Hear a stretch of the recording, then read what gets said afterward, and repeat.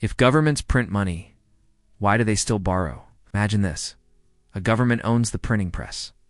Ink, paper, digital ledgers, everything needed to create its own currency. With a single command, billions can appear out of thin air. So here's the question that breaks the brain. If governments can print money, why on earth do they borrow it? Why issue bonds? Oh, interest. Beg global markets for loans, when they could just create all the money they need. Is it a scam? Conspiracy? A flaw in the system? Or something far more complicated and far more dangerous? Because hidden inside this question is one of the oldest secrets of global power. A rule of money so misunderstood that even many politicians don't truly grasp it. Today we're going to break it open. To understand why governments still borrow, we need to travel back to the origins of modern finance. Back to a time when currency wasn't just printed, it was forged in gold. Trust wasn't earned, it was enforced. We'll meet kings who destroyed their own economies without ever touching a printing press. Central bankers who rewrote the rules of money quietly, behind closed doors. Nations that collapsed because they tried to print their way out of trouble. Others that borrowed strategically and became unstoppable. And along this journey, you'll notice a pattern. Whenever a government chooses printing over borrowing, crisis eventually follows. Hyperinflation, currency collapse, social unrest, regime change. But the twist, the one most people never sees this, borrowing and printing are not opposites. They're two tools in the same machine. One controls cost, the other controls trust. And trust is everything. Start at the beginning. Section 1. Origins.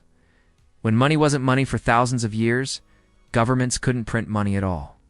Coins were made of gold, silver, copper materials with real scarcity. If a ruler needed money, they had two options. 1. Tax the population. 2. Borrow from merchants. Nobles or other kingdoms. Printing wasn't even a concept yet. But then came the ancient workaround. Kings began shaving coins, reducing the precious metal, but keeping the same face value. It was early money printing, disguised as reform. And guess what happened? Inflation, loss of trust, collapse of credibility. Rome, China's early dynasties, and multiple European kingdoms all suffered this fate. The lesson was clear, even 2,000 years ago. When a government manipulates money to avoid borrowing, the money itself becomes worthless. So when paper money finally arrived in the 17th century, so did its guardian, the bond market. Section 2. The rise. Why governments started borrowing. Fast forward to the 1600s, wars became more expensive. Nations needed more money, faster. But printing too much paper caused immediate inflation and mistrust. Solution.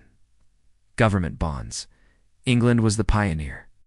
To fund wars against France, it sold bonds to wealthy merchants as essentially IOUs. This did something revolutionary.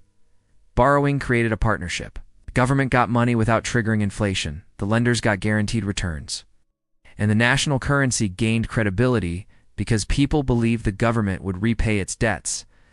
This fueled the rise of the British Empire. Meanwhile, nations that printed too much, like France in the early 1700s, under John Locke, experienced currency collapse, bank runs, national panic, total economic failure. Borrowing became the safer, smarter system. Printing became the last resort. Section 3. Breaking point. When printing takes over. Now we reach the 20th century, when governments finally gained the ability to print unlimited money. World War I, the Great Depression. World War II, under pressure, countries printed aggressively, and everywhere we saw the same cause and effect. The more money governments printed, the less valuable that money became. Weimar Germany is the famous example, wheelbarrows of bills to buy bread, but it's not unique. Argentina, Zimbabwe, Yugoslavia, Venezuela, Hungary all followed the same pattern. So by the time the modern era arrived, economists understood a crucial truth. Printing money is not free. The bill always arrives just in the form of inflation, which brings us to the most important twist. Governments don't borrow because they need money. They borrow because they need credibility. Bonds anchor inflation. They anchor trust. They signal discipline. Printing says, we're desperate. Borrowing says, we'll pay you back. And global markets respond accordingly. Section 4. Fallout. When borrowing is abused. But borrowing only works if you can repay. When governments take on too much debt, the whole structure becomes unstable. Look at Greece in 2010, the UK in the 1970s, Mexico in the 1980s, Sri Lanka in 2022. All reached a point where lenders lost confidence, and once trust breaks, borrowing becomes expensive or impossible. What did these countries do? They printed. And what happened next? Inflation, currency collapse, austerity, pain. Printing is like gasoline used too much, and the system burns. Borrowing is like oxygen. Without it, the system suffocates. Governments are constantly managing both. Section 5. Failed fixes. Modern experiments in the last 20 years. We entered the age of quantitative easing, governments printing digitally to buy their own debt. The US, Europe, Japan all joined the party. And for a while it looked like we had beaten the old rules. We printed trillions with no immediate hyperinflation. But the cracks appear slowly. Between 2020 and 2023, the US saw the highest inflation in 40 years. European currencies weakened. Japan's yen hit multi-decade lows. Global debt reached $307 trillion, an all-time high. The lesson is repeating. Printing looks safe, until suddenly it isn't. Governments print to stabilize borrowing.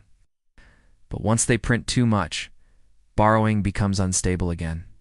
It's a loop with no easy escape. Section 6. Modern parallels. The patterns repeat today. Every major economy is walking the same tightrope. The US owes over $34 trillion. Japan owes over 250% of its GDP. Italy, France, the UK, China all face rising debt. Developing nations owe a combined $9 trillion in foreign debt, much of it impossible to repay. And yet governments still borrowed because they can't print, but because printing would destroy the global trust that holds their currency together. Here's the shocking data point. Over 70% of global trade is conducted in currencies backed by debt, not gold.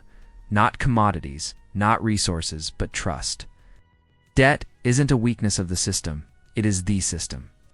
Conclusion. 3 takeaways, a warning in CTA. Takeaway number 1. Governments borrow to protect trust. Printing money erodes credibility. Borrowing reinforces it.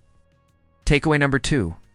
Debt is the backbone of modern currency. You're not holding a piece of paper. You're holding a claim on a government's future tax revenues. Takeaway number 3. Printing isn't free. It simply shifts the cost into inflation. Borrowing spreads the pain over time. Printing concentrates it immediately. Final warning. Every empire in history, from Rome to Britain to modern nations, reached a breaking point when it relied too heavily on printing instead of borrowing. The pattern is clear, and today major economies are inching dangerously close to that line. The real question is, who crosses it first? And what happens when they do? Call to action. If you found this breakdown valuable, hit the like button, subscribe, and turn on notifications.